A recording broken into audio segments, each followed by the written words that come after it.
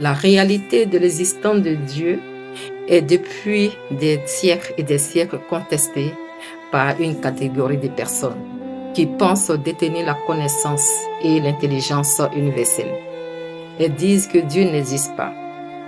Elles essaient même de démontrer cela par des arguments qui ne tiennent qu'à leur propre raisonnement d'esprit humain, démunis de la sagesse et de la science de Dieu.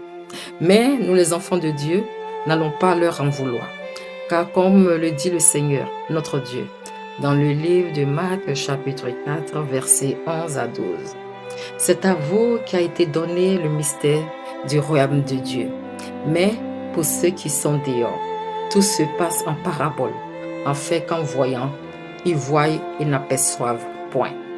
Et qu'en entendant, ils entendent et ne comprennent point, de peur qu'ils ne se convertissent et que les péchés ne leur soient pardonnés. Amen. Mes frères et mes sœurs, Dieu donc endurcit le cœur de certaines âmes afin qu'elles ignorent son existence, dans le but d'amener ceux qu'il a choisis à recevoir Christ.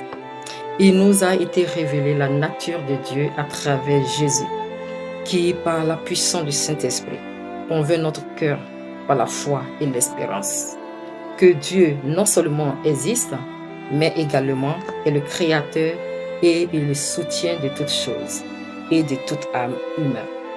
Il est éternel, infini, dans sa puissance et sa perfection, dans sa bonté, dans sa gloire et son autorité, sans oublier sa sagesse, sa science, sa justice et sa vérité.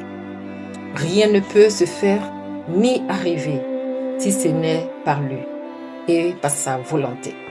Le livre de Ésaïe, chapitre 45, nous déclare cette vérité frappante de la part de l'Éternel. Du verset 7 à 9, il dit ceci: Je forme la lumière et je crée les ténèbres. Je donne la paix et je crée le malheur. C'est moi l'Éternel qui suis l'auteur de tout cela. Que le ciel déverse et que les nuages fassent couler la justice. Que la terre s'ouvre afin que le salut y apporte du fruit et qu'avec lui la justice y fleurisse. C'est moi l'Éternel qui ai créé tout cela. Amen. Mes frères et mes sœurs, par la volonté de notre Seigneur Jésus, nous sommes passés par la repentance et de la repentance à l'obéissance et de l'obéissance à la foi en Jésus-Christ. De la foi en Jésus-Christ